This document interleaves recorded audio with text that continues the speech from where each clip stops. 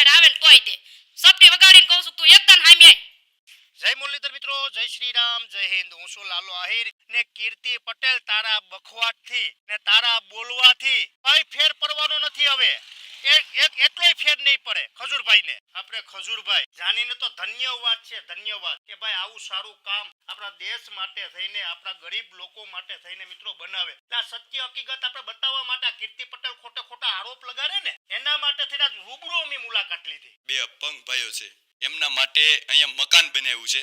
ભાઈની પહેલા તો આપણે ભાઈ સાથે સંવાદ કરીએ. ભાઈ તમારું નામ પહેલા તો જણાવજો. જયદીપભાઈ શૈલેષભાઈ. એમનો વિરોધ કઈ કરશો નહીં, ભગવાન બનીને અમારા આયા અને એ અમારા ભગવાન જ છે.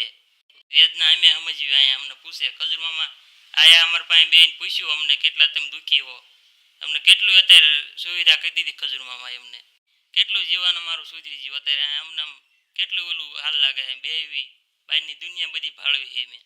તો કીર્તિ પટેલ આજે છે આ સત જેને છે ને, આ સત ન હોય અને જેને સત મળે ને એની કિંમત એને જ ખબર હોય છે. બાકી 20 વર્ષથી ખેતી કરે છે અને 12 મહિને 10 લાખ રૂપિયા કમાય ને એ લોકો પોતાના ઘર નથી બનાવી શક્યા.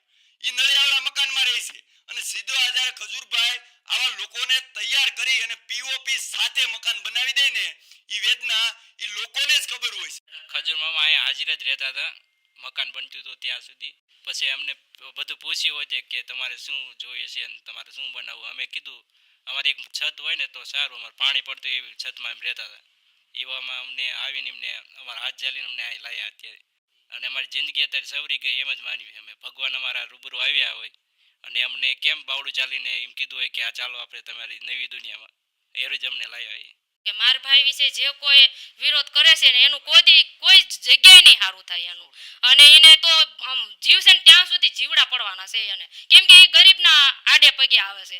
એને એ નથી જોતી કે ગરીબ લોકો કેવી રીતે જુએ. એને કહી તું એક વખત ગરીબના ઘરે જા અને તું પૂછ કે એમની પરિસ્થિતિ કેવી. જ્યારે અમારી પરિસ્થિતિ એવી હતી તેથી મારો ભાઈ ખજૂરભાઈ જ આવ્યો હતો અને એને જ મને કીધું બેન હવે તારા સોનાનો સૂરજ ઉગશે. ત્યારથી તે અત્યાર સુધી મારા માટે તો દિવસ એક પછી એક અસલ જ જવા માંડ્યા. કેમ કે મને એ નથી ખબર કે અત્યારે મારા દીકરા મારી પાસે વિકલાંગ છે એમ. એવું એમના હાથ પગ આપી દીધા છે એમને. અને મને જીવવાની અસલ તક આપીને હું છેલ્લી ઓલીમાં હતી કે હવે હું મારા છોકરાને નહીં આગળ ઓલું કરી શકું. હું મરવાની કોશિશમાં હતી ત્યાં મને ભય મળી ગયા. અને મને એમને કીધું કે મને બેન 77માં જ લાવ્યા છે અને હું અખંડ દીવો એ ભાઈ માટે કરતી હતી. એવી તો કઈ હોય છે તને તો કોઈ અખંડ દીવો તો શું પણ અગરબત્તી એ ના કરે, હું તો એમ કહું છું.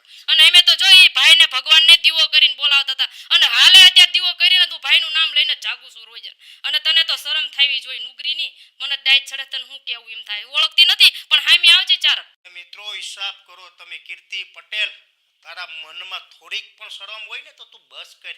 સમજાણો કોકની વેદના તું પૂછ ને તો ખબર પડે. દુઃખ વેઠીને અમારા મકાન બનાય ખબર છે. અહીંયા કોને જંગલ હતું, અહીંયા કેવું મસ્ત મકાન.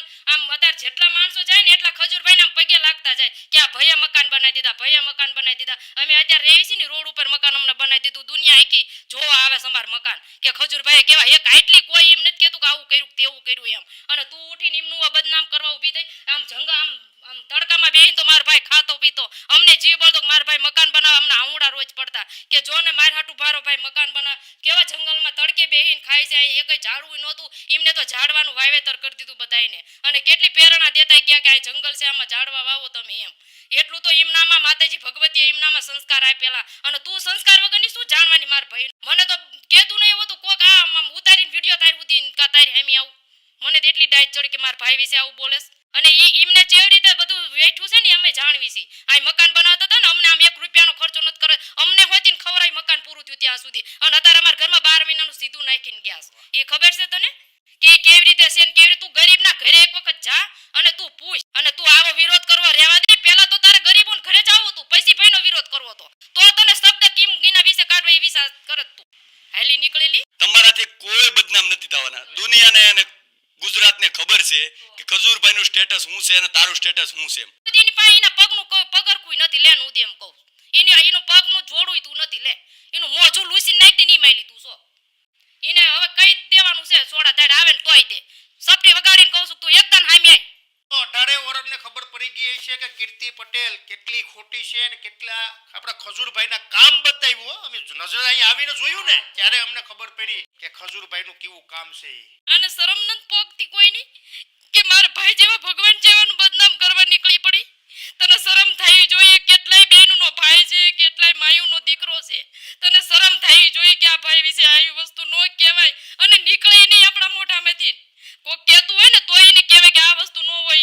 તું તો હામુદની ઉઘાડી તો છો પણ તું બીજાને ઉઘાડા કરવા નીકળી પડી મારા ભાઈ વિશે ખરાબ ન બોલતી મહેરબાની કરી હું તને પગે લાગુ છું હવે આજથી ને તું છે ને જ્યાં હોય ત્યાં જપી જાય છે શાંતિથી અને આ નામ ન લેતી તું એક બાઈ માણાની ઉપર કલંક છો તું અમને અમારા જેવી બાયુને હોતી નાખે કરવા નીકળી પડી છો તું તને શરમ થઈ જોઈએ કે આપણી જાત એક આપણી બાઈ માણા લક્ષ્મી સી આપણા મોઢામાં તો ભગવાનના નામ હોવા જોઈએ આવી ન હોય એવી દીકરીઓ પાકે ને એવું તો કહું ભગવાન કોઈને દે નહીં અમે છે જ ને બેન એવું કહે છે કે ખજૂરભાઈ અરે તો આખા છે 18 વર્ષ ખજૂરભાઈ આરે છે હા. ઈને ઈ ભલે ને બેકા કરે તમે રોવામાં સાના રહી જાઓ તમ તારે આખો 18 વર્ષ છે એને ખજૂરભાઈ શરમ આરે થઈ જોઈએ કે આવા ભગવાન વિશે ખરાબ ન બોલવી તમ તું તમ તો એક કલંક થઈ ગઈ બૈરાના ઉપર આપણા નહીં 100% સ્ત્રીની જાત ઉપર તું કલંક થઈ ગઈ અમને હોતી નીચું કલાયું બેનું ને હોતી તને જ કઈ શરમ થઈ જોઈએ કોઈ ગરીબના આટે ના આવીશ બિચારા બે કેવું બિચારા ગરીબ માણસને કેટલી આતડી ઠરે ખબર તને આ અમને મેલ જેવું લાગે આ ગરીબ માણાની વેદના